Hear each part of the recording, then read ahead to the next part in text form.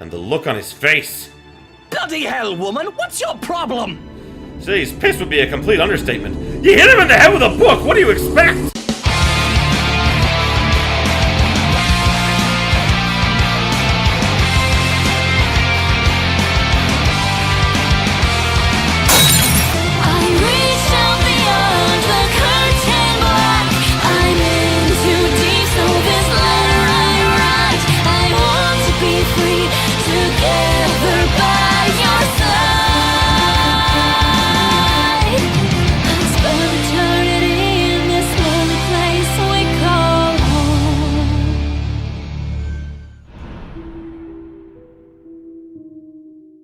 Greetings, my beautiful viewers. I am the Hunter of Comedy, and welcome back to The Letter. So, last time, Rebecca, we saw things from Rebecca's perspective, and saw that she nearly had a car wreck on the way home caused by the spirit, and that, she's gonna go to the party like we already know and everything, and now we're gonna get into the section where she finds out that Isabella is missing. And is, of course, going to panic, because if my friend suddenly went missing after, like, their coworker died, I would freak the fuck out too. Alrighty. With light steps, I move closer to her door, a hand already poised to knock. Still, I don't do so until I hear her answer me. Isabella? Belle? Are you in there? No answer. After a second, I finally knock, lightly so as not to disturb her in case she's sleeping and merely left the telly running last night. Never mind how she never lets that happen, ever. Waste of electricity and all. I just want to check on you before I leave. Is that okay? Are you going to work today? Belle? Still nothing. I'm about to leave. If you want, I can drop you off. Another round of knocking. Then, I'm fishing out a copy of the key, of her key from my bag and unlocking the door. She lent it years ago, and after I complained about the mess and offered my help in cleaning up. I thought the gesture was completely unnecessary back then. After all, I could always knock. But she never did bother taking them from me, always returning it or turning away from the conversation whenever I insisted. At one point, I simply stopped trying to hand it back to her. Isabella? I'm coming in, all right? Without waiting for her answer, I push the door open and step inside. Her unit's still a mess. Instant noodle cups on the table, a pile of clothes on one side, papers strewn about elsewhere, and an unkempt bed, among other things. This much is a given. Will always be a given. I've been here several times already, and I still wonder how she can function like a human being with the place in this state. However, that's neither here nor there. I'm not sure what I'm expecting, but it's certainly not finding an empty flat. Granted, she could have left early, far earlier than usual. But she never leaves without making sure she's unplugged everything. That's something she doesn't forget to do. Oh boy. It doesn't help that her bathroom appears unused this morning. Another habit, and it can only mean she hasn't been here since last night? Perhaps even since the morning after Miss Cooper's death? Either idea doesn't sit well with me. But with the news we've been hearing lately... The authorities are still trying to find the cause of death for all the victims. Oh, God. Early investigation revealed most of them were employed under Briar Realty Corporation at the time of death. Meanwhile, BRC has refused to comment on this. Gathering my wits, I immediately place a call to her mobile. It rings for a minute, the sound of comfort in itself, when another minute rolls by without her answering. Hell, I'm not a woman prone to panicking. Sudden bouts of temper, maybe, but never panic, despite how I may sound when speaking. And when it ultimately goes straight to her voicemail, I sigh. A sigh is the only thing I let out. That pause doesn't last long, though. Oh, whoopsie, too far. Rebecca Gales received a housewarming invitation addressed to her parents that morning. After informing them about it, she checked Isabella's apartment and was shocked to find she hadn't come home last night.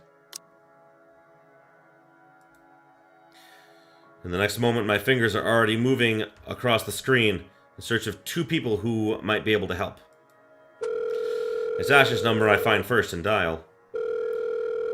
Call it a habit, but even Isabella thinks he's dependable when the situation calls for it. Despite how much they've given each other grief, they always say a lot about him. That already says a lot about him. There's Zachary, but at this hour he's probably still asleep. If he has freelance work, it's very likely he's just gotten himself in bed. Last person I want to bother, if anything. The wait doesn't take long. Soon, a click, then Ashton's voice echoes through the receiver, rough and still heavy with sleep. He never did grow fond of mornings. Becca? Christ, what time is it? What's up? Not you, apparently. Good one. Did you call us early just to make that joke? I'm going back to sleep. No, Ash, hold on. This is important. Becca, stakeout last night. Make this quick. I've still got a few hours before the chief bothers me. Sorry, I'll let you go back to sleep after. It's just that... Wait, you were on a stakeout last night? Did I say that? Shit. Forget I said that. Forget I said anything. Forget we had this conversation. So, you have no idea? About what? About what? I also have no idea why we're talking so early in the morning, so there's that. No, will you stop sleep talking or whatever for a second? Belle didn't come home last night. She's gone. Who? Isabella! Instead of an answer, a brief pause comes after, followed by something heavy, something blunt and heavy hitting a hard surface and a string of rather colorful curses from him. Ugh. The moment might have been one of the many things I'll keep to myself and remember fondly in the next few days, if things aren't the way they are. When he picks up again, there's no trace of sleep in his voice. Say that again, from the top. Isabella's gone, Ash. She didn't come home last night. Her flat's empty. She left her telly running. You know she doesn't do that at... Okay, Becca, stop. Calm down first. You're starting to panic. I'm not. You are. Breathe. One person's not going to simply disappear like that.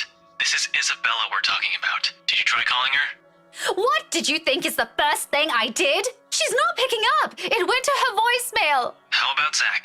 Did you check with him? Not yet. I didn't want to bother him. You know he has trouble sleeping and all that. All right. I'll go ask Zach. I'll call you back. No, wait. He ends the call before he can utter a single word of protest. But for the first time since entering the room, tension is gone from my shoulders and my breathing has eased. The bed creaks as I sit down on it with a sigh. The telly still blaring the same uninteresting news, and I'm surrounded by clutter. All the same, it feels strangely calm to be here without worry nagging at me. I'll have to apologize to Zachary later for sending Ashton his way this early, but for now, relying on the latter for this isn't the wrong choice. It never will be. That's something I don't ever doubt in him, much like his promises. True to his word, he calls me back only a few minutes after the last one has ended.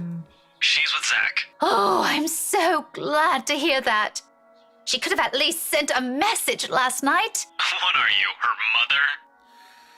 It's one thing to hear that from Isabella, but from Ashton? I don't want to hear anything like that from you. I'm serious. You've got to stop treating her like she's one of your students, Becca. You don't have to keep tabs on her every time. Apparently yeah, she does. Last I checked, she's only 3 years younger than the two of us. That's almost a decade gap from those kids you're teaching, you know. Says the person who keeps calling her Scaredy Cat. That's not related at all. Anyway, I'll go check how she's doing. Don't stress yourself out. You go ahead to work. Wait, you? Don't you have a precinct to be at? Whatever happened to not treating her like one of my students?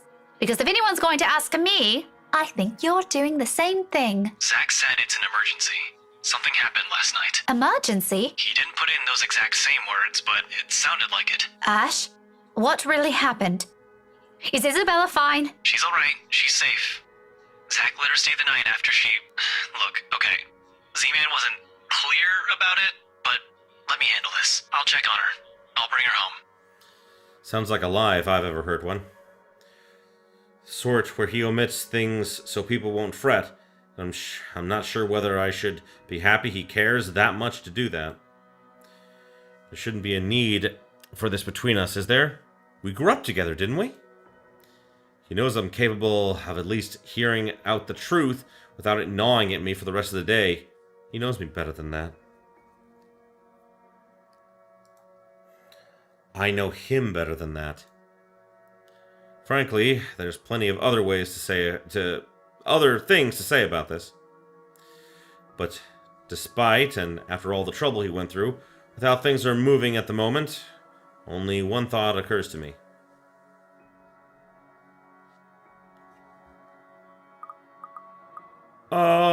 What do you mean by I can handle it? I don't know what she means by I can handle it. I'm gonna save, because we always save before choices. I think that if I say sorry for the trouble... I'm trying to improve my relationship with him. I think that if I say I can handle it, he'll get upset, but if I say sorry for the trouble, I think that he'll be more relieved. That's what I'm banking on. So I'm gonna try that. Yeah! Good! Okay! I've got everyone! Okay, just don't fuck up in the future. Do not fuck up and piss off anyone. Good plan. I love this plan. Happy to be a part of it. I recognize his concern for what it is. It's not new for him to go out of his way for us, to be honest. That's what I love about him. As much as I would have loved to take this off his hands, it'll only be selfish of me to insist, considering he knows my other commitments. To do so feels like I'll be trampling on that kindness he seldom offers to anyone. Sorry for putting you up to this. Nah, don't mention it. You've got other things you need to worry about. Take care of those first. This is a small thing. I still owe you one. Oh, I can name a few things you can do about that. Oh, Brain! Oh, Brain went to a bad place, and I think that this means that Rebecca's brain also probably went to those places. You know, there's this ice cream shop that opened near the movie house. I could use... Okay, let's stop right there. That's enough. On second thought, maybe I'll just think about it some other time. Oh, damn. Harsh. We both laughed to sound lighter and more comfortable. Like the old days when a wayward 26-year-old is at the bottom of the list we need to worry about. This is how we find a common ground. We may not agree on a lot of things. We may see things the way the other does, but the give and take is something we've learned to get used to over the years. Whenever it's like this, confidence in him is the least I can offer as thanks. Really? Thanks for this, Ash. I'll let you know what happened afterwards, I promise. I'll call you later. You have a good day. Bye. I admit, the way he puts it isn't comforting enough. He could be blunt like that. So many unknown variables, so many words left unsaid. Wish he'd simply lay them out in the open, because like this, I'm more inclined to think there's an exaggeration on the other's part. If it's from Zachary or Ashton, I don't know. In the end, all I can do is wait, go about my day, and hope for the best. Before leaving, I spare Isabella's room one last glance, disturbingly quiet now without her in it. I'll get answers from her later. For now, my concerns are best left here. The day slips away in a blur. Despite my best efforts in keeping this morning's events from surfacing in my mind, it sticks. In a way, everything today simply feels like a reminder. Every conversation, regardless of how casual, every topic, no matter how mundane it seems. I blame the news entirely for this. Recent happenings brought quite a few interesting stories to everyone's attention, mostly superstitious talk of death. And when locals talk about death here, anyone can sure as hell count on someone bringing up that mansion Isabella sold not a few weeks ago. Even my own students won't stop yapping about it. I think it's even worse when it was put back on the market. Now there are even more stories. This is the world reminding me of what matters, or if this is the world reminding me of what matters, or simply because the atmosphere around this time of the year calls for it, I'd rather take the latter. At least then, I can be sure people will forget about it in favor of another set of holidays after. Nevertheless, and this may be a painful thing to admit, but listening to them is a pleasant distraction while waiting for Ashton's call. Hope we didn't forget, the school day's about to end soon. No, that's got nothing with what I heard. God, that scared me! You always hear stuff. I'm not sure if half of them is even real. No, really. Rowan knows about it. He used to be in the same class with them. I can hear you from back here, you know. Whatever, Rowan. Anyway, the story goes like this.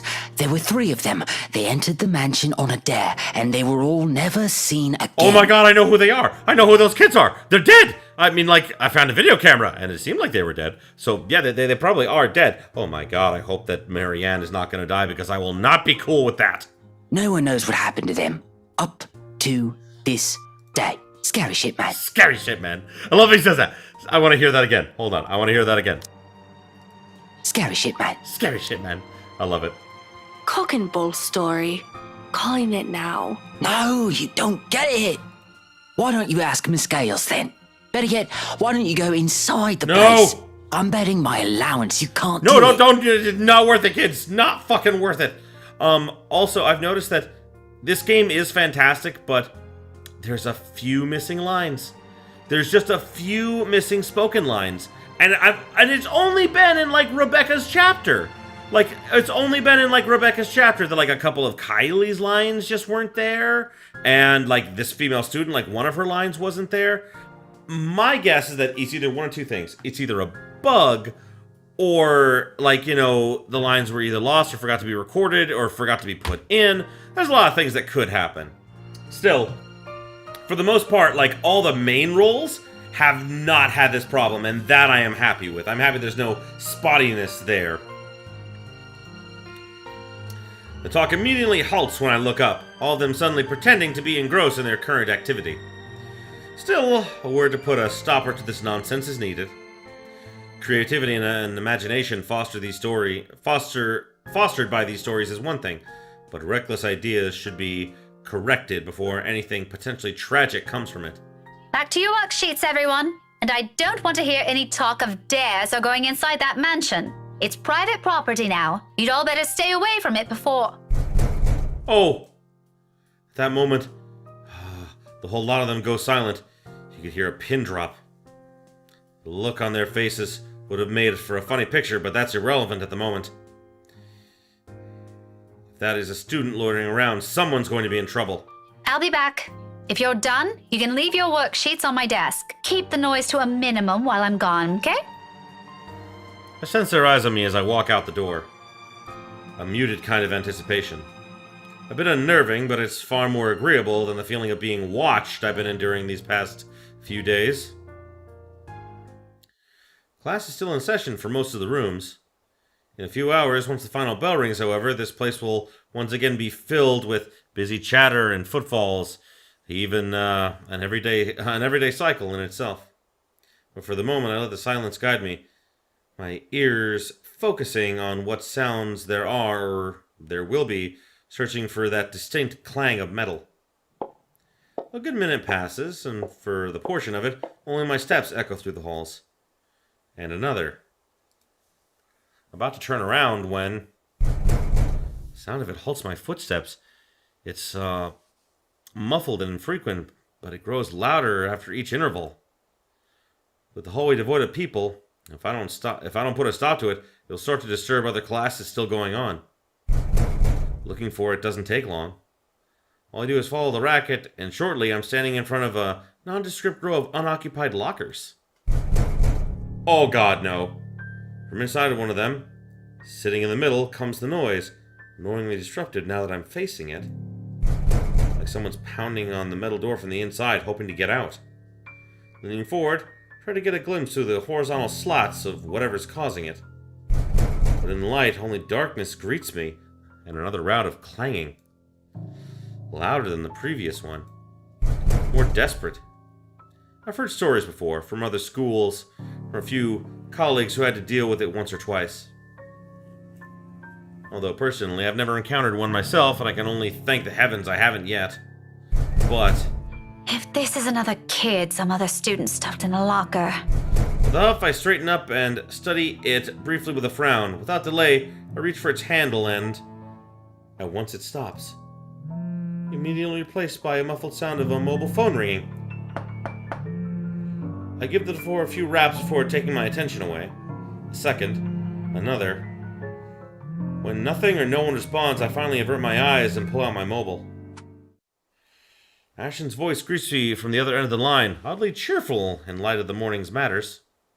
Or maybe it's because I'm expecting some grave or serious news from him. Instead, I get this. Hey, Becca. Well, you sound happy. I do? My voice still sounds the same to me. There are only two things I know that could be the reason for that tone. Sweets, or he's gotten a good lead on his case. From the sound of it, I'm going to assume it's the former, since lately, that case is all that's running inside his head. If there's ever a third, I have never heard of it. Yet. It can only be one of the two. Ignore that. How's Isabella? Drove her home a few minutes ago. I think she's sleeping now. Sorry this took a while. Z-Man gave us the puppy eyes after we tried to leave. Had some food prepared for us, apparently. We didn't have the heart to say no. That's all right. Is she okay now? I'm not really sure. She didn't say anything to Zach, but she mentioned a plan to take a few days off from work. It was a passing comment before I left her, so I didn't get to ask. Must be because of Rose's death. Could be.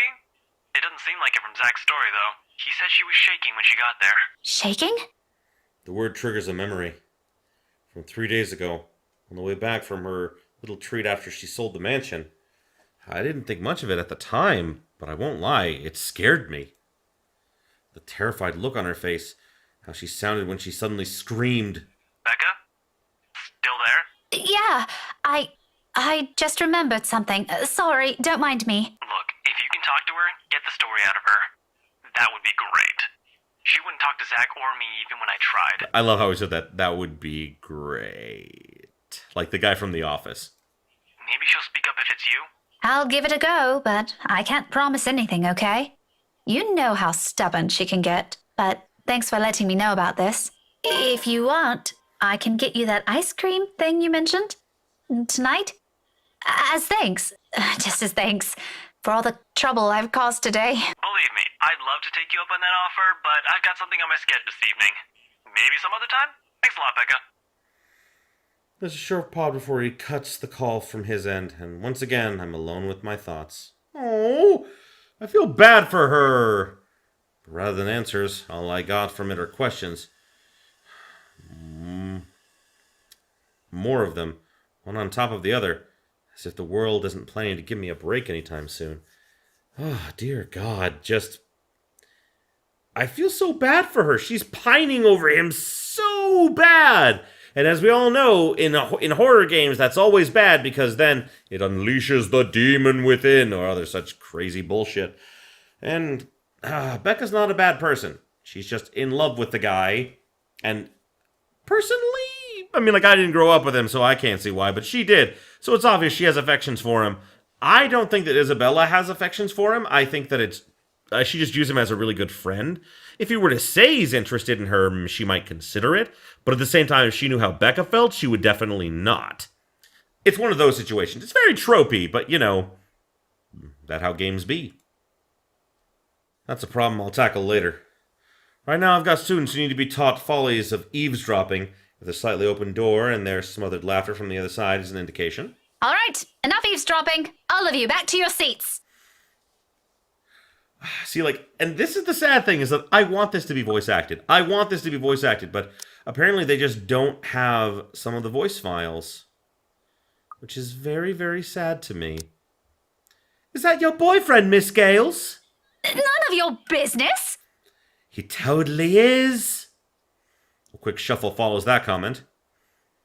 If there's a retort prepared at the tip of my tongue, I drop every pretense and of letting it loose on them. No use arguing with teenagers sometimes, boisterous as they are. They're still kids, though. Rough around the edges, maybe, but still kids. Shaking my head, I head back to the class with a smile, but not before taking a glance back at the locker again. It hasn't made a sound since. Must be the wind. So without another look, I leave it alone. Ah! Why? Why are you showing this to me, the player? This is not a thing I wanted to see or have to deal with.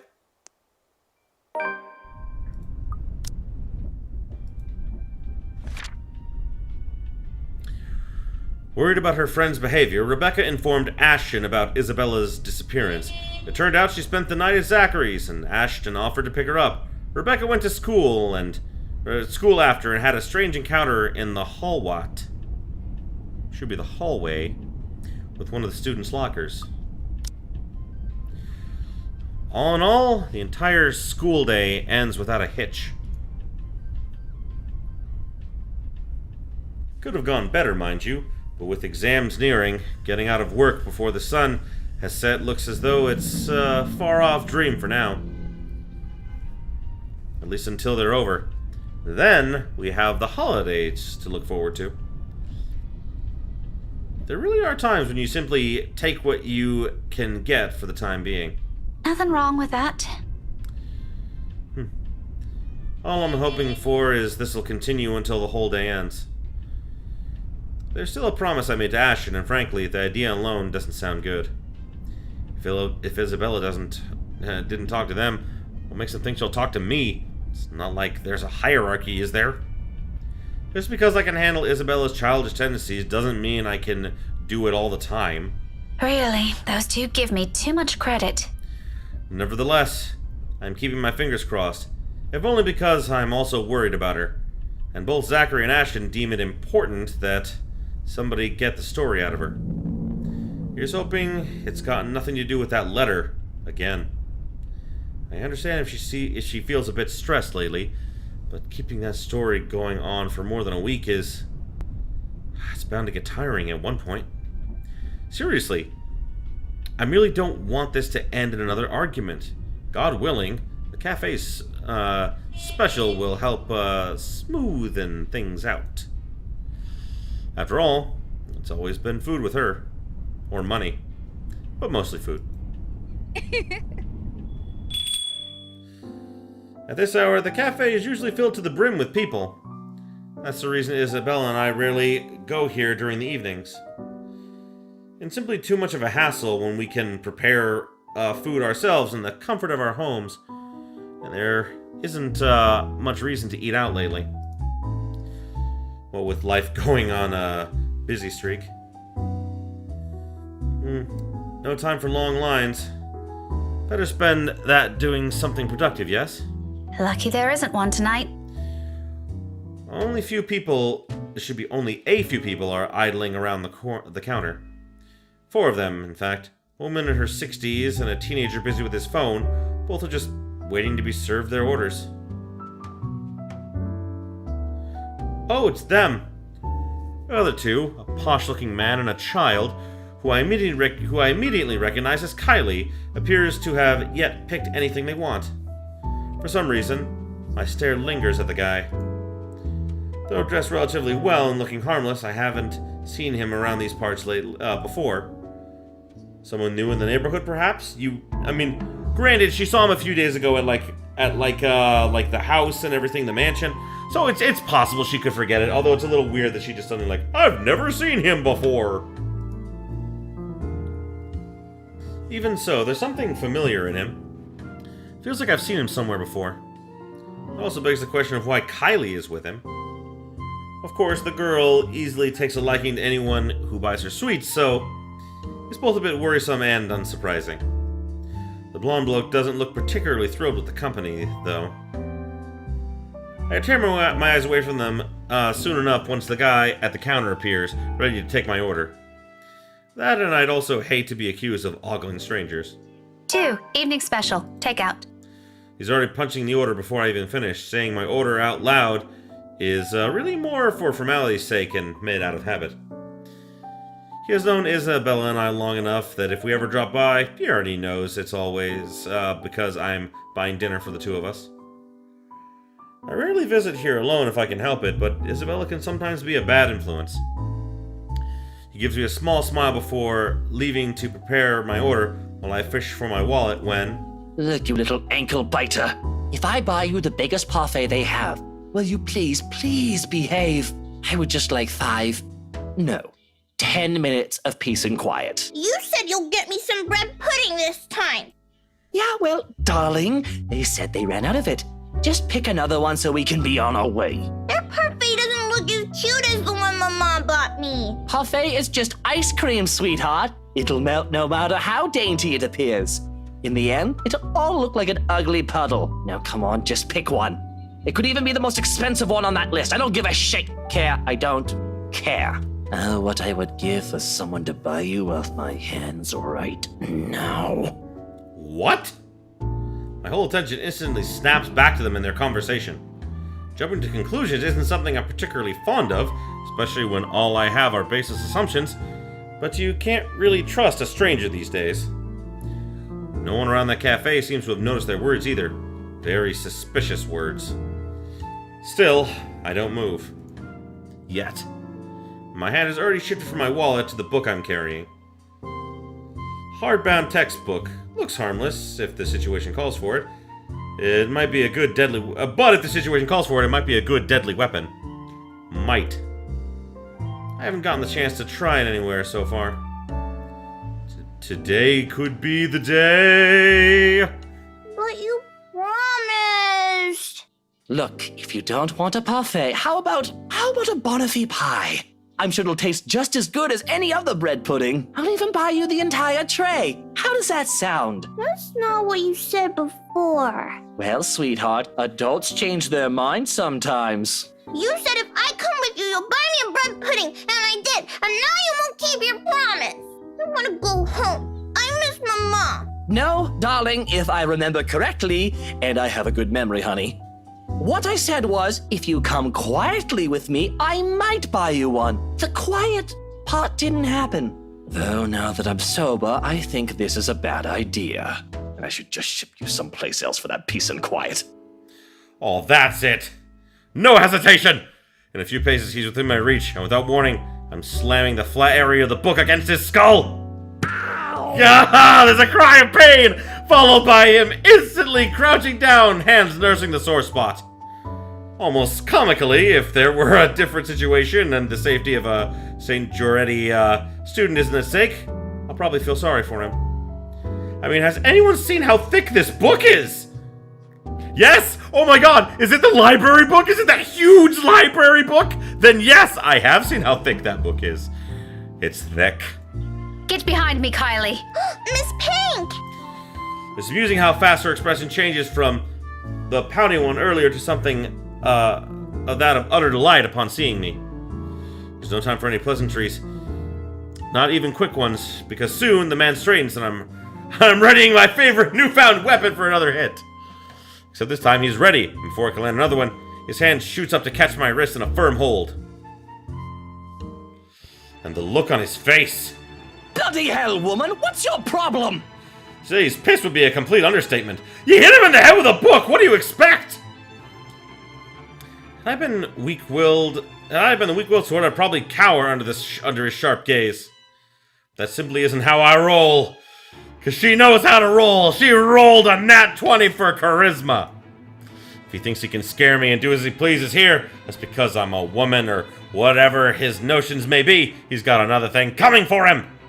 So instead, I return it to him with the same intensity, with the same weapon. What's my problem? You're the one who has a problem here. Rotten bowbags like you don't deserve the freedom to run this town. What are you doing to this girl? And why is that any of your business, pray tell? Oh, it's my business if I make it to be. Now, release me or I'll call the police. Oh, you think that scares me, Daisy? I have a name, you sleazy douchebag. Yeah! Oh, I'm sure. His grip of my hand only tightens when I attempt to shake it off. His tone may be dripping with anger and sarcasm, but the gleam in his eyes says it all. He's getting a kick out of this. Riling people up, getting on their nerves, invading their personal space. He knows exactly what and which buttons to push. The nerve of this person. Nerve of this arsehole. If he thinks I'm going to give in to his goading, please, you might as well just kiss his sorry behind. Hit him till it hurts or shout for help! I don't know! I don't know what I should do! Do I have anyone in the red right now? I'm just checking all of my decisions. I don't think I have anyone who's bad right now.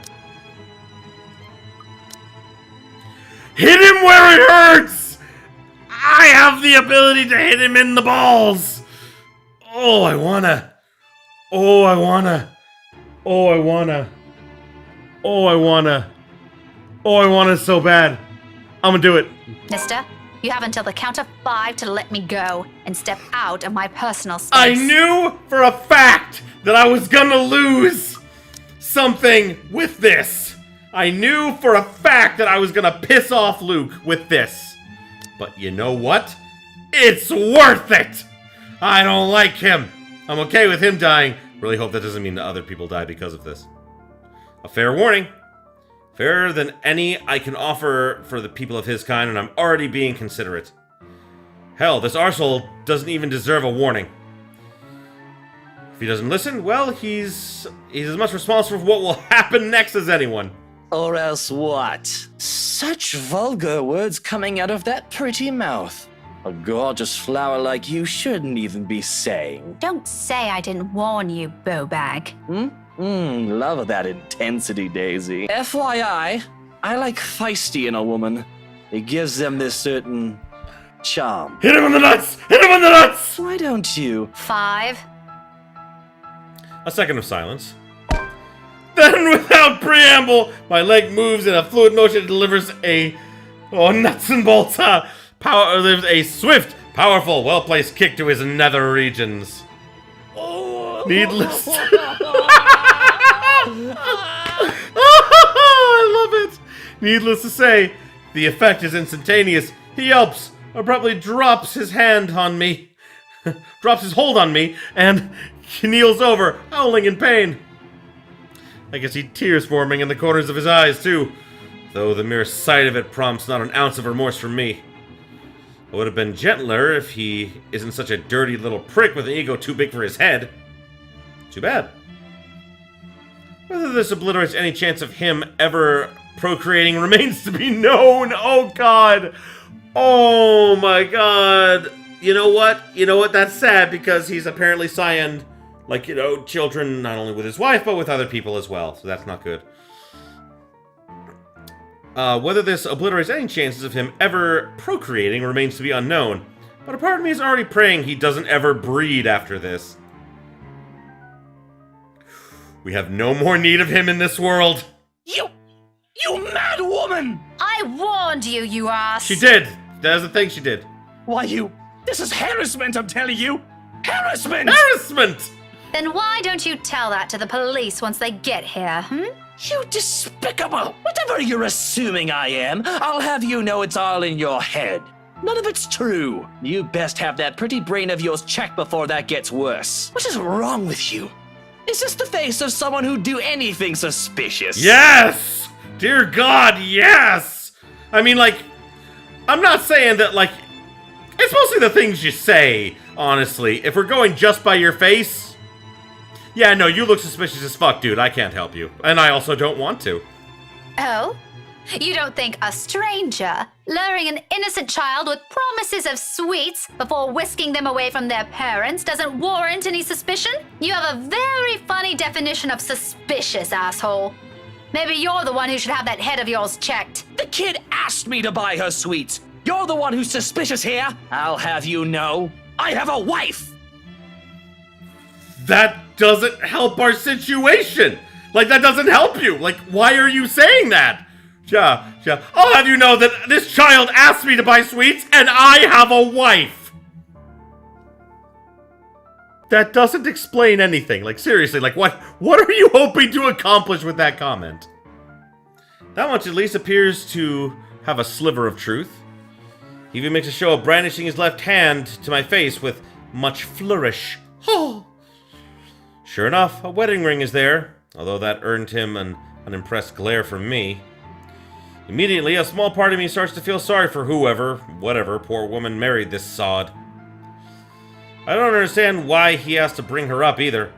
As if the mention of her alone will magically present a solution to his problem. Yeah, thank you! Thank you for addressing this! She must truly be a remarkable woman if she can handle a dirtbag like him. And even my wife of all people in this bloody city, has never, I'm telling you, accused me of such a scandalous thing! You crazy woman! God damn that line! That line was so perfect! There was nothing that could be done to make that line better. That was amazing! Married or not, you're still a sleaze.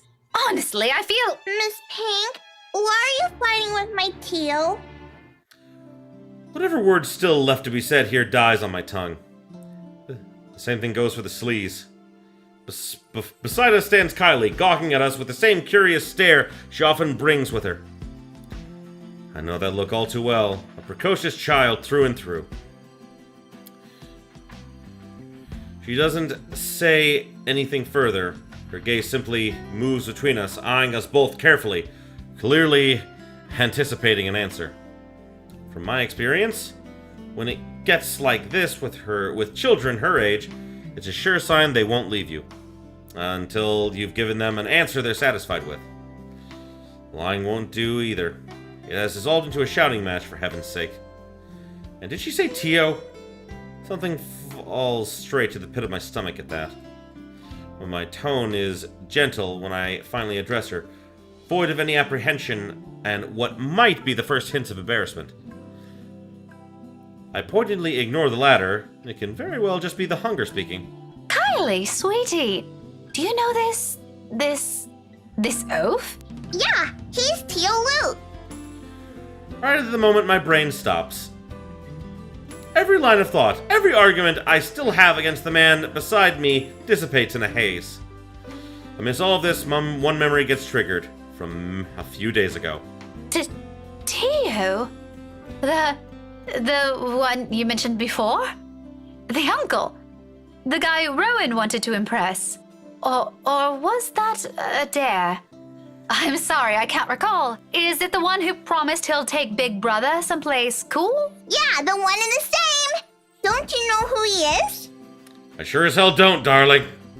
Because if I do, I wouldn't have let everything I've said earlier come out of my mouth. He's my Teal Luke. Gazillionaire extraordinaire, am I? No, the fairy godfather. He's your godfather. That's nice. The one and only. Did I get that right, Tio? More than right, sweetheart. I'm sure Miss Pink here understood everything you said quite perfectly. Oh god, he is gonna rub this in her face. Whatever it is that landed at the pit of my stomach prior has shot straight up to my face and stayed there. Heat from it slowly spreading to my cheeks, coloring my face in almost the same shade as my hair. If only the earth would swallow me whole here and now. His eyes are on me. I feel them. Jeering. Mocking. I can't even bring myself to look at him. Let's look at Kylie instead. She's adorable. What's in there? Amusement? I doubt it. He's probably having the time of his life right now. But I know. I can hear the sneer in his tone alone when he talks.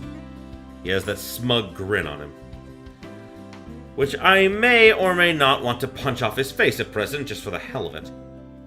But damage control. I'm gonna be the bigger man, and I'm gonna apologize to Luke. I think that apologizing to Luke is the best thing right now. Good! Okay! Good! Okay! So I got to kick him in the nuts and keep him above the low value! Great! This is fantastic! I got everything I wanted! Hooray! I got to kick him in the nuts! I'm so happy about that. I don't like him. Though it pains me to apologize to a sleazebag like him, this is my mistake. With Kylie watching us close by, I don't want to set a bad example for her, do I? I'm surprised she grew up the child she is. If anything, I want to be the role model this man couldn't possibly become from her. Shouldn't it be for her? Yeah, it should have been for her. Even if it means taking a few blows to my ego and stroking his insufferable one. A deep gulp of air, a short moment to swallow my self-respect, and then I'm facing him.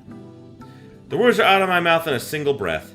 I'm really, really sorry, sir. I had no idea. The bigger person. She was the bigger person. She was.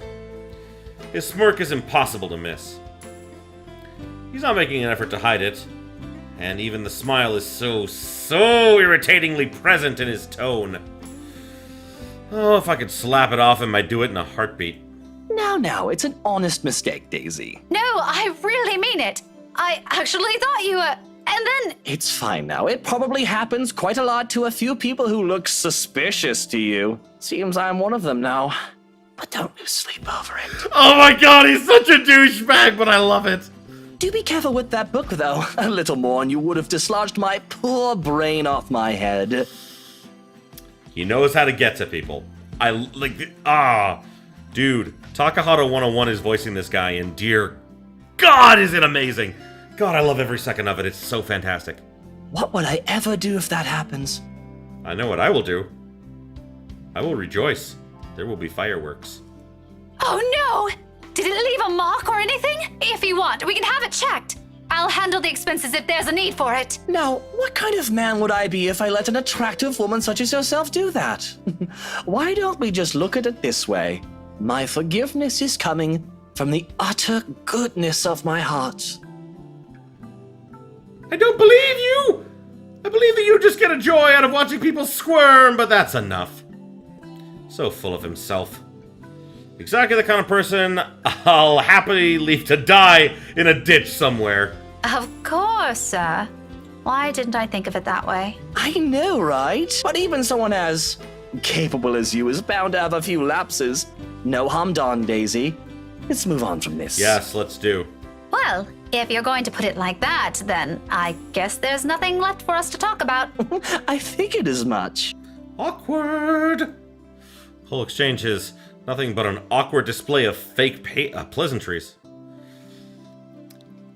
One that brings much agony to the very pride I've willingly held back a while ago. Okay. I might need a drink later so I can forget about any of this ever happened. Who would have thought who would have thought the time would come when I meet someone tougher to handle than Isabella? Miracle of miracles. Wonder of wonder, miracle of miracles, I swear. Though, to my surprise, he proffers me... proffers? It should just be offers. He offers me a hand shortly before they leave. For a shake, I realize, after a long minute of staring at it. I accepted, albeit half-heartedly. But all that goodwill and that small gesture represents melts into thin air when he winks at me. Winks. The gall of this man! However, there's no moment to ponder about. Seconds later, the guy at the counter waves me over and hands me a paper bag as soon as I've paid. He offers me another smile before I leave. Normally, I'd return it simply for the sake of returning it. Or I don't at all, with the latter happening more commonly. But this time, I do so freely. After that encounter, the scene we've caused, seeing a friendly gesture being extended to me, albeit from a person I barely know on a personal level, it feels like a reassurance, despite bearing no promise of better days. I take what little I can of it with me as I step out into the night. Oh, crisis averted, it seems!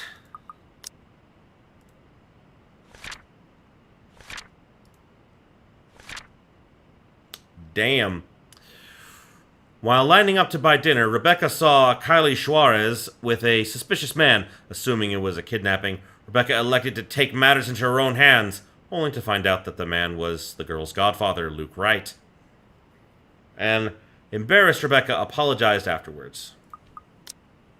A cloudless night greets me when I walk out of the cafe. Beyond the tall buildings, a blanket of stars spreads out before me.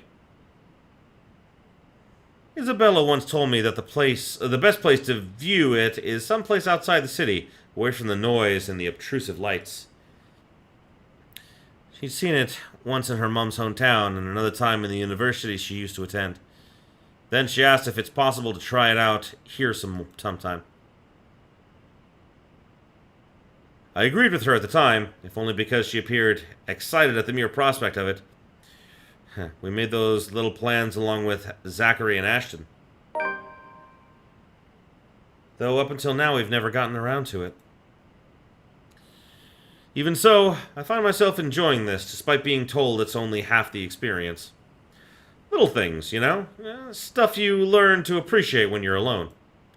Because at certain times, you get to meet people who are unfortunately born with the innate talent to ruin the mood and the scene with their mere existence alone. You know, like Luke, the asshole.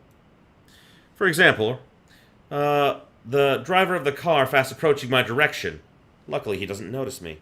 But the fleeting moment we pass each other by gives me a brief glance of the people he's with.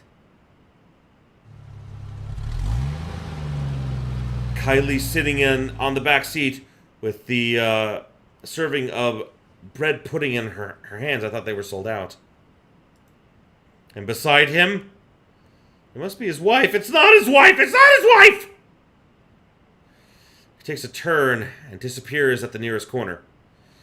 But throughout the night, that cursory glimpse of all things to bother me has left me wondering what kind of person his wife is. And more than that, a silent prayer to the universe. I hope I don't ever cross paths with that douche again.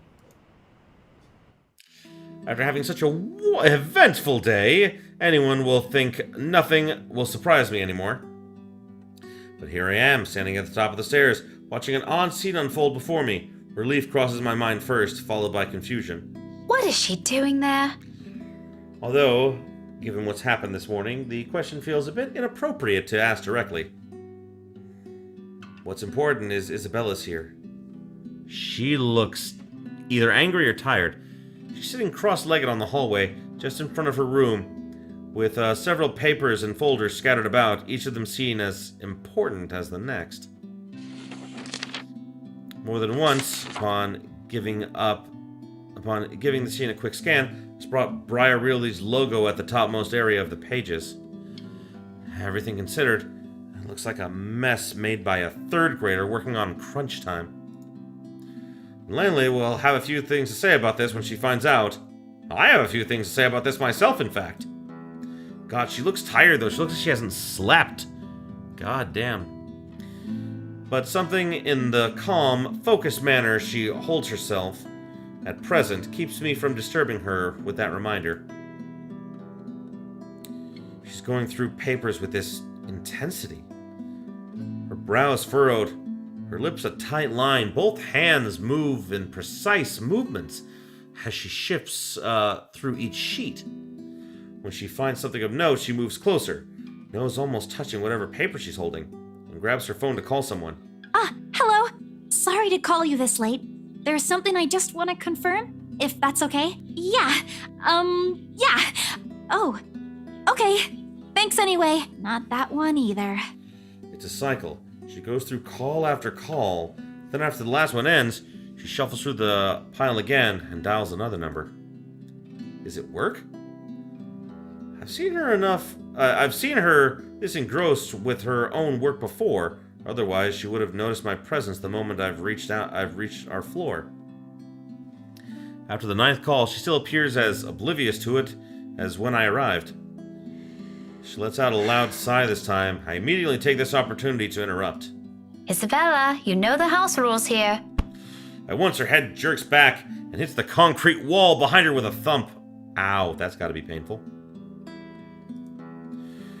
There's the Isabella I know. Glad it's still there. I allow her a moment to nurse it before speaking again. Becca, you're late. Yeah, I ran into a little trouble at the cafe. But I brought food for the two of us, if you haven't eaten anything yet. As anticipated, she grins once I raise the bag of food I'm holding. And yet, it doesn't reach her eyes. There's nothing of the cheerful glint in it this time. Just a hollow tone for the sake of being polite. Ashton's right. Something's happened. Yeah, maybe later. I've got to finish this first. Just leave it here. I'll eat it once I'm done. Why don't you want to go back into your apartment? Thanks, Becca. You can't eat this here. You know how the landlady would react. Why are you even working outside? Your room's right there. I know. Sorry. It just feels stuffy in my apartment right now. I'll go back inside once everything's been aired out. I promise. That has never bothered you before. Well, it bothers me now. Oh, really? Just now? I find that hard to believe. Yeah? Shouldn't you be happy? I mean, you've been complaining even if it's not your room. Now I know how you're feeling when it's messy, so I'm going to clean. Isn't that a good thing? In spite of what's happened, in spite of what's supposed to be good news, an exhale comes from me, drawn out and slow. It's a good thing, Isabella. Believe me, but you're as bad as Zachary at lying. What's really going on? She hastily averts her eyes, a surefire indicator that this is going to be one of those lengthy conversations that can possibly end with the other person angry. Again. It's one thing I'd like to avoid tonight at all costs. Still, I've made a promise to Ashton and Zachary. If she didn't talk to them, who else is she going to talk to? If she keeps this all to herself, who knows what might happen? Isabella, you can tell me. Is it about your family? Slight movement of her lips. Although a frown, it's a reaction at least. I'm getting there. Rose? She merely shakes her head. Just a little more. Come on, I know something happened. I don't know if it's because of Rose, but I know it's related to her somehow. You weren't here when I visited this morning, and both Zachary and Ashton are worried about you. If you don't want to tell them, you can tell me. Does it have something to do with work? Office? If I didn't know, I might have missed it. She shifts then, her fists clenching tight, her teeth biting her lower lip, and there's fear. The look of terror in her is the last thing I expected to see out of everything. Her mouth trembles briefly before she opens them. When she finally voices it out, the words spill out of her mouth. One after another. All of it. True to what I've promised her, I listen. Because this is something she's been keeping to herself, even from two of the most dependable people I know. The fact she chooses to tell me this speaks a lot to me. Becca, she was there again last night in the office. Boss passed me all of Rose's Lurk load yesterday for the Ermengarde mansion. I had to stay late to finish them all, and then when I was about to go home, I saw her again. She was standing in front of me again last night, Becca. I couldn't get away. She was blocking the door. If I hadn't hidden myself, even if I made the tiniest noise, if she found me... Yeah, you'd be dead. I know. I worked hard to save you, best girl. Becca, she almost did. If she saw me under my table, I think that would have been the end of it. I'm scared. I'm so scared I won't be able to do anything. At the end, her hands are trembling, and her breathing comes out in rasping intervals. For a long time, I let the silence stretch out between us, let her sobs fill it instead. But even as her soft whimpers die down minutes later, there's a heaviness hanging in the air. Not just from her, but also from me. From my exasperation over the whole matter, from my own frustration over her stupid superstitions, when she could do us all a favor and grow a backbone. She may be young, but she's no longer that young. It's about time to put an end to this. She can't keep going like this. She's still got plenty of years to live out. And what if she goes home? What if we're no longer there to keep her fears in line with what's real? What would she do then? I'm more afraid for her. For what that kind of imagination will do to her. More than some imaginary monster could. But with the manner she's looking at me right now, there's an expectation in it, a hope, and a plea sewn together. She wants me to believe her this time. If it's like that, then what am I supposed to say now? We are gonna make the good choice. We are gonna believe our friend, and we are not gonna be a bitch. Is that why you didn't go home last night? What she wants to hear or what she needs to hear. Here's the thing. We, as the audience, know that it's true, and I'm doing everything in my power to not fuck up. As much as I want to set her straight, a reprimand isn't what she needs right now. Yay, that's good. I am good. With that pouty face she's giving me, I doubt it'll even end well if I push it. I know her. When she wants to be stubborn, she's stubborn. But there are moments when she can be acquiescing too. Times when she'll be more accepting of what I tell her, despite her inclination to disagree with it. That talk can wait. In the meantime, I'll be the ear that listens to her without judging her, without criticizing her, despite my own opinions on it. You should have called me. She stares at me like I've grown another head, and a laugh slips out before I can stop myself. There? I can't do that! What will you do? Hit her with a book? You'll be dead before that happens. And That isn't what I'm talking about. After you got out, you should have phoned me. You didn't have to go to Zachary's. The corners of her mouth curl up. A sheepish smile by general definition, but this is Isabella.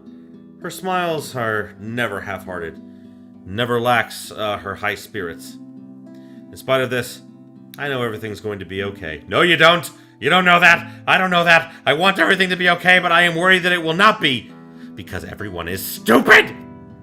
I am the only smart one! If not for me, y'all have been dead! Y'all said, like, for example, the game gives you the thing of, like, this is what I want to do, or this is what I should do. And it's like, yeah, like, she's like, I should set her straight. But I'm not going to do that now, I'll do that later. Yeah, because that's me! That's me causing you all from hating each other! I am saving your lives, I hope you appreciate it! Yes, I do. Somehow, after all she's learned how to pick herself up long ago, long before we met. oh, yeah. Sorry. I don't even remember how I ended up in Zach's place. I was in a hurry to get out of the office, and it was already late. Besides, I don't really think you'll believe me if I wake you up over something like that. That's beside the point. True or not, there are people who will always be concerned about you. There's Zachary, but he's the first person you went to, and you didn't tell him anything. You just slept there. There's Ashton too, and me. But how do you think I'll be able to explain to your aunt or your family if you suddenly disappeared? Think about that. Right. I'll remember that next time. Then she grins. Playful and mischievous, a preamble to an old banter. It's still not quite there, still not quite her usual self, but with it, I know we're bound to get her back soon. Mom. I told you not to call me that. I send an elbow to her side for added measure, but when laughter follows the familiar gesture, none of it is unexpected. This is what's comfortable. This is how we found an equal ground despite our stark differences. So, for the moment, I accept things as they are. Afterwards, a hush stretches out before us. For Isabella, this is rare. This isn't her. Yet in this moment, as she fills with the edge of another paper near her, as she hugs her knees close to herself and lets a pensive expression linger on her, it feels strangely fitting. As if this is where everything's supposed to lead to if we allowed it long ago. Seconds later, the moment is broken by the sound of a door easing open and a voice begging some little piece. How many times have I told you girls not to loiter around the hallway? It's noisy. Some people here are trying to sleep. Quiet down or go do your talking inside. I'm pinning a memo to your door the next time this happens. Millennials. Sorry. We won't do it again. Yeah, fucking millennials, how dare you! Oh wait, I'm one of those. Oh no. You'd better. You'd better, you darn kids, get out of my hallway or I swear I'll beat you with my cane. I had to walk uphill both ways in the snow, you know. That has nothing to do with what we're currently talking about, but I just had to say that. The door closes and Isabella starts gathering the mess she's made, carefully stacking them in her arm. At a loss for what to do, I help her pick them up. For the first time, I get a closer look at it.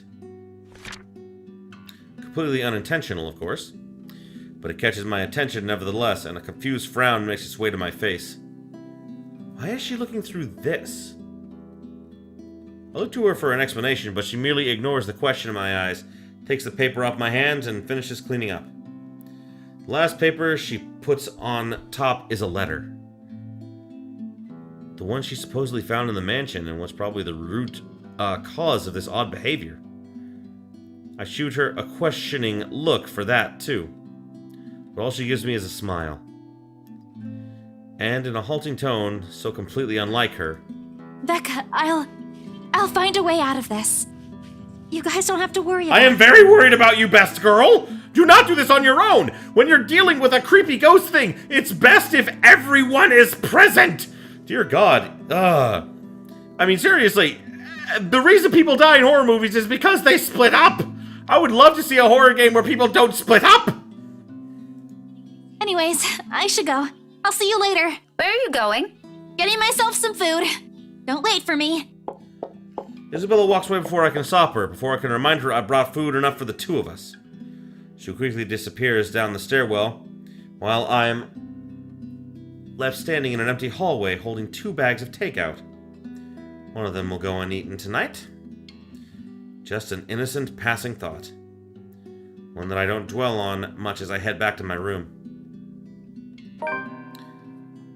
I ignore all of it in the same way I've assumed I won't ever encounter that douche again. Thursday.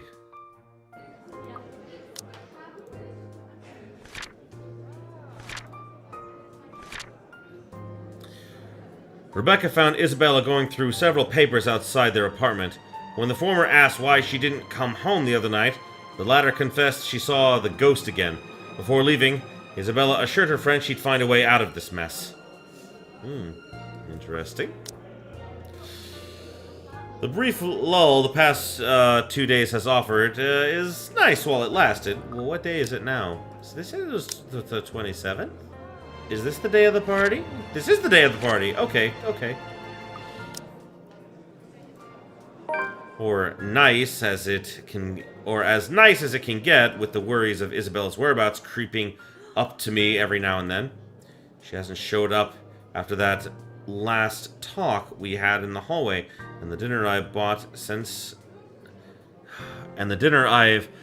had since given to a different neighbor before it spoils. By all means, there shouldn't be anything to lose sleep over. Yes, it should! She hasn't been to home in a few days! Of course you should worry! She's gone on work trips before, usually for a day or two. This might simply be one of those. Although, it's often with a message saying exactly where. But it's the dour note she entered our last chat with that gnaws. Like an ugly premonition. That's exactly right. As expected. Just as things start to settle and a steady rhythm finally worms its way back to my routine, Thursday morning brings further disturbance to the now calm waters. With little ceremony, though still enough to ripple through everything. In retrospect, I should have seen this coming. Luxembourg is a small city, relatively speaking. Compared to, say, London or Glasgow, it's nothing but a tiny mass of land boasting a mere population of 68,000. Yeah, that's, a mere population of 68,000. So there is actually a town in Montana, where I'm originally from, called Glasgow. It has maybe 200 people at most. So yeah, like, no, 68,000's a lot. But those numbers are nothing to scoff at when standing in a busy street, that's right. And if you pay close enough attention, faces taking the crosswalk or riding the subway will soon grow familiar. How unfortunate that out of that number it has to be Tio fucking Luke I encounter more than once. Oh, you know, a few problems popping up here and there that the agents failed to tell us somehow. Nothing a few hired hands can't fix, of course. I would have preferred a place near the city and something that's new to save us all the trouble, but darling wife insisted. Who am I to say no? Ah, are you kidding me?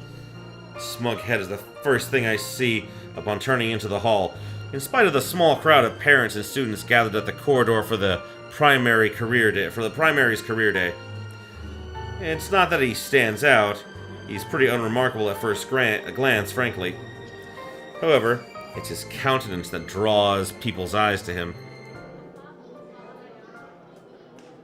The manner he carries himself with all the confidence in the world, his mere presence dwarfing everything around him. I am willing to make a bet he's also enjoying the attention it garners him, especially the ones coming from the women.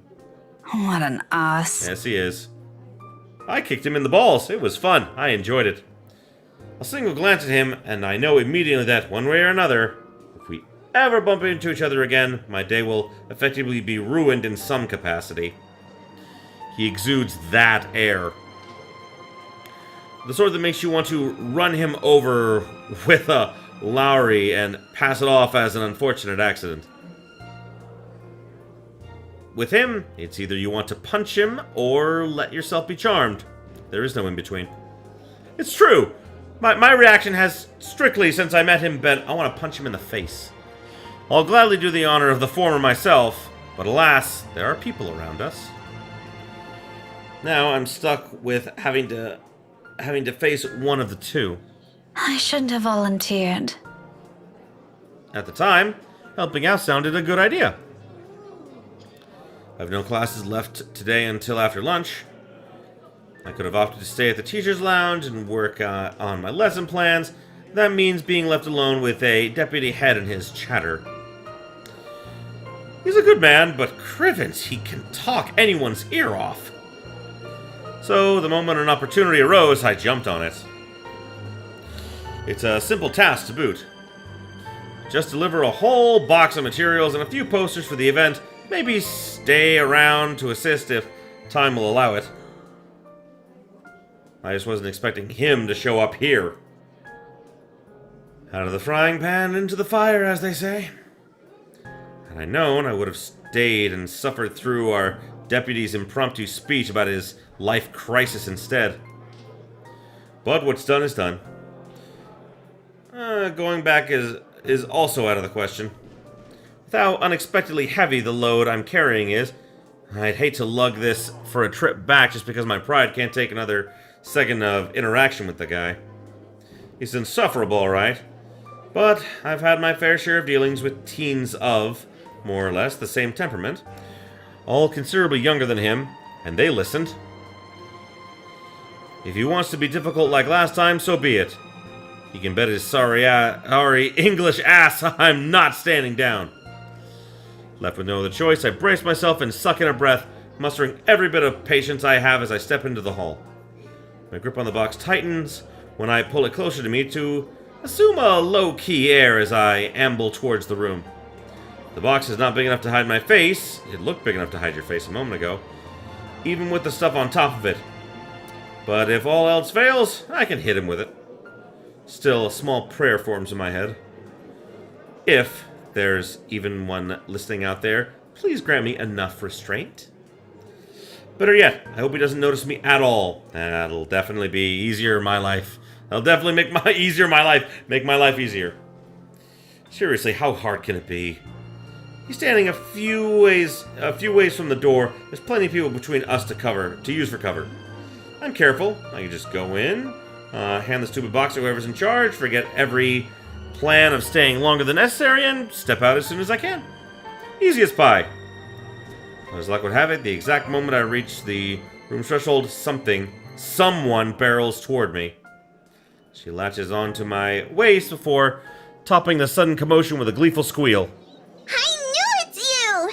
The force of it nearly throws me off balance and sends the items stacked atop the box tilting dangerously to the sides. With the child's added weight at my waist, pinning me at the spot, and both hands occupied, watching is the only thing I'm able to do. A short second in between slows as everything gradually slides off the box's small surface. Under different circumstances, this would have been a funny story some other time. Comical, even. until another set of hands reaches out and steadies the posters, threatening to take a nosedive right to the floor. No! God! Why? Okay, so now a voice file from Luke is missing. Careful now, Daisy. Don't make a mess here. My entire body freezes. Upon hearing his voice, an irrational impulse to hit him immediately bubbles up. But before my limbs could catch up with what my brain is currently screaming at me, he moves to take the burden off my arms. Irritation gives way to surprise. Then confusion. It is in that moment when instinct kicks in and I tug the box closer to me before he can fully lift it off. What are you doing? What does it look like? You're surprisingly slow on the uptake for someone of your profession, aren't you? Bloody, doesn't this school have people for this kind of work? So much for being a center of academic excellence. I'm going to ignore that slight to my alma mater and my work, because that's not what I'm trying to get at. You know what? Why don't we just rephrase that to something you'll easily understand? Why exactly are you doing this? Well, you look like you could use a bit of help. Have you seen your face while you were heaving this around? Mister, I'm pretty sure if there's ever a look on my face, it's entirely because I saw something extremely unpleasant this morning.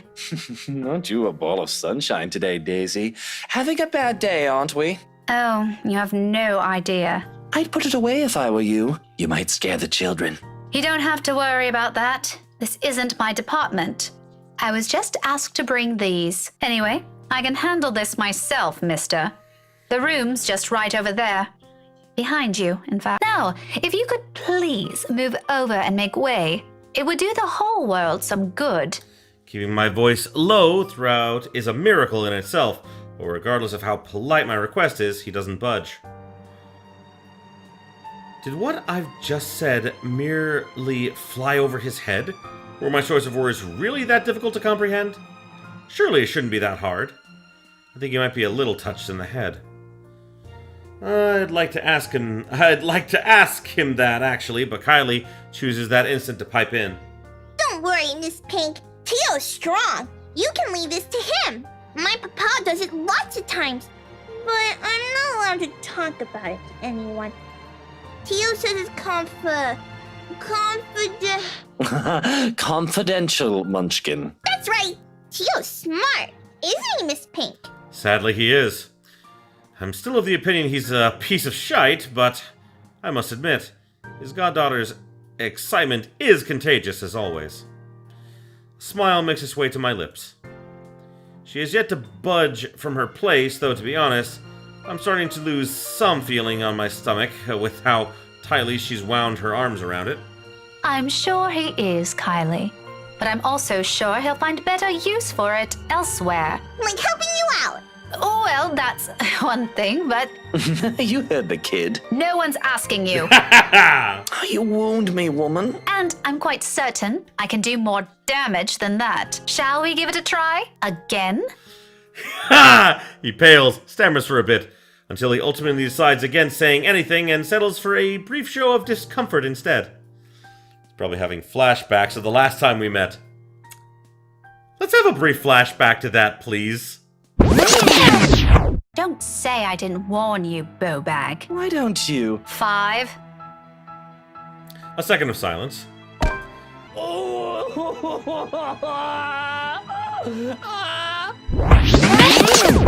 Wasn't that beautiful? That was beautiful. His composure, when he finally regains some of his bearings, says it all. It's nothing short of hilarious if I do say so myself. I'll have you know that threats never work on me, Daisy. Seem to work right now. Not in a million years, not ever. They're working right the fuck now. You're assuming it's a threat. How cute. That too. I'm not scared of you, just because you landed a hit. Do go on. Keep telling yourself that. It was a fluke, you hear?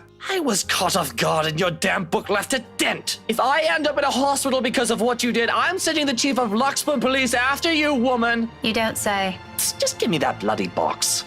He snatches it out of my arms before a single word of protest exits my mouth and quickly disappears behind the classroom.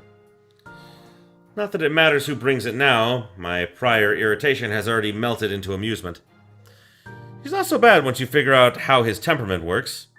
It's almost similar to a child. Though I still have to ask. Kylie, did your Tio eat something bad before coming here? He's unusually nice today. A far-fetched idea, I know, but it's the only reason I can think of why this arsehole is suddenly acting like a decent human he's, quite frankly, far from being. First and foremost, we didn't end our last meeting on a good note. If I were him, I'd avoid the very person who put a dent in his skull, as he so aptly put it. I think he just enjoys attention no matter what, from any woman. Why he's acting friendly 2 days later. He always is. But I made him promise to be extra nice to you since you helped me so much. I think you're gonna be great friends. No, I quickly stomp on the urge to groan loudly or gag at that. Oh yeah, me too. He's the last person I'd ever want to be chummy with in this whole city. But Kylie doesn't need to know that.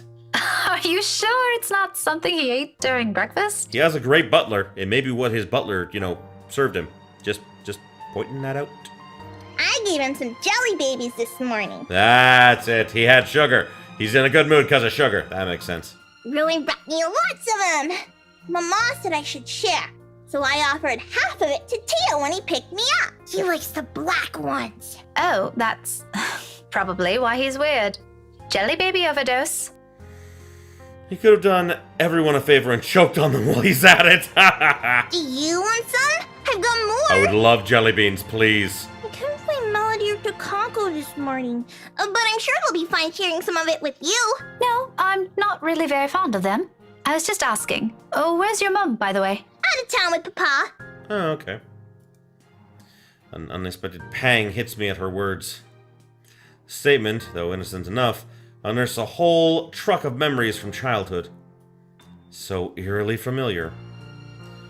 Nights spent eating dinners alone, the number of days coming home to an empty house growing with each passing year. And sometimes, several Christmas Eves spent with relatives instead of my own family. It's too late to think about it now, but when I remember, the dull ache is still there. Familiar, though lessened by the years now. Beside me, Kylie takes a step back, having gotten tired of clinging to me. There's nothing but cheer in her. She doesn't seem too affected by the fact. Although it makes me wonder how much of it is real, how much there is to mask the loneliness, if there's even one. What a lucky child. Weren't they informed of career day beforehand? Yeah, I told them all about it. Mama was looking forward to it. And they still left? Uh-huh. It's important business, so it can't be helped. They promised to tell me about it when they come back tomorrow, though. Papa said he'll give me a gift if I behave. I've been a good girl, right, Miss Pink? You always are. But they asked they asked your Tio to look after you? For this? Nope, they didn't. No? Then how? It was supposed to be Tia. Mama likes her better than Tio, so she asked her, but she's sick and had to visit the doctor today. Oh, that's supposed to be a secret, by the way. Oh, but I think it's a bit confusing because Tio said she also went shopping. That's unfair. Don't you think so, Miss Pink? Mama doesn't allow me to go out when I'm sick. It's still okay, though, since Tio always buys me sweets before we go home. You are a manipulative little child. Good job. I'm gonna ask for a parfait today. Extra large. You're smart. Don't tell Takako, okay? Listening to her like this, it's easy to get a picture of where Kylie's fondness for the guy comes from. She's far from a demanding child, unless you've made a promise of some sort. She never forgets those. She'll make friends with anyone, wherever she is. Buy her a few things and voila! You're settled. No wonder she's so attached to the man. The douche probably showers her with gifts whenever he can. I can't say if the sentiment's the same for the latter, however. He doesn't seem the type, and probably just does it for the sake of getting some peace and quiet whenever he's with the girl. Classic techniques. But before that, I'm gonna show him to everyone first. It's gonna be great. No one else has a gazillionaire fairy godfather. This is true. Also, when I grow up, I'm gonna be exactly like him and marry someone really handsome, like Tia did. That way, I can be awesome too! That is not how marriage works. That is not at all how marriage works, little girl. But you're a little girl, so I'm not going to tell you that, even though I just said it out loud. There's some sort of misguided logic in there that I'd like to correct. But before I can say my piece, douchebag steps in, fresh out of the commotion from the classroom behind us, and plows into the conversation with every subtlety a wrecking ball has. No shite given, despite no one asking for his opinion. Munchkin, sweetie, trust me. You don't have to marry someone for that to happen. I don't? Just do your thing, darling. I'm quite sure you can do great things on your own without lugging around an extra baggage with you. Tia married you. Kylie drops a statement without any sort of preface. The moment it lands, the Deuce finds himself grappling with the conversation. Yeah, well, that's true, Munchkin, technically. But it's not the same thing. A frown creases the girl's eyebrows as she tries to comprehend her Tio's rather vague explanation. It's not surprising either when Luke tenses under the child's questioning gaze. It's familiar. I've seen the same look a great deal of times before, on Ashton whenever he's trying to say something he can't quite phrase. Another second passes before the douche moves, kneeling in front of Kylie and placing both his hands on either side of her shoulders. Kind is the last word I'd ever use to describe the man, but in this minute, there's a smile on his face I can't place. Tender, by all means, for someone as obnoxious as him. It's a curious thing to see, if not a bit odd. Listen here, sweetie. Tia was already a great person before she met me. She is? But I don't see her doing anything. She's always at home. Not always, Munchkin. Did you know she's really good at numbers? You're good with them too. You helped me with my homework once. Well, Tia's much better than me. She used to do maths with big numbers. Oh, like millions? No. No? Gazillions. And she's really good at it. So much so that her dad let her manage anything that had to do with it. That was even before she met me, too. Does that mean she's better than you? Oh, leagues, Munchkin. Way better than I'll ever be. For some reason, I don't think he's still talking about his wife's mathematical prowess as his voice trails off. He's jealous of how amazing his wife is. He has a bit of a self-confidence issue, which is why he acts the way he does. Doesn't forgive him for being a douchebag, but still. In fact, if I had not been paying closer attention, I wouldn't have noticed the change in him. A slight shift in his smile, from one that's tender to something wistful, like remembering a memory he has always been fond of, but has often kept to himself. And the fleeting glance of it, a tiny, insignificant part of the world, somehow also shifts. Opinions changing, impressions moving. You know what? Why don't you ask Tia next time you have homework, Okay, next time I'll ask her to help out. See? No need to marry a good-for-nothing bloke. Can I also tell her to not stay at home anymore? If Tia's good at it, I'm sure she can help you out too. And Papa, he computes a lot of numbers too. Tia can help him. You go do that. I'm sure she'll love to hear it, Munchkin, even if it's been a while since. Another silence from him. Then, without missing a beat, he turns Kylie around and lightly pats her shoulder in a gesture to end their conversation right here and there. Probably before he can say other things he's never intended to say to a child. He's never intended to say, or a child is not meant to hear. But off you go first. I think I saw your friend run off to the other classroom. The one with the pigtails? Go say hi to her. You still have those jelly babies to give her, yes? All right. But wait for me, okay? I've got loads more to show you. They put up my drawing on the bulletin the other day. I'm gonna take you there later. I'll be back. She soon disappears behind the small crowd, none the wiser to the sudden change in mood around her. Luke straightens up as she's gone. The expression on his face grows less kind now that there's no one to reassure. Despite that, a chuckle escapes me. His head quickly snaps at me, an accusing glare clear in his eyes. Although it's less threatening now, considering what I've witnessed earlier. Funny how one's impression of someone can easily change with that minute detail. Why are you laughing like that? Don't mind me.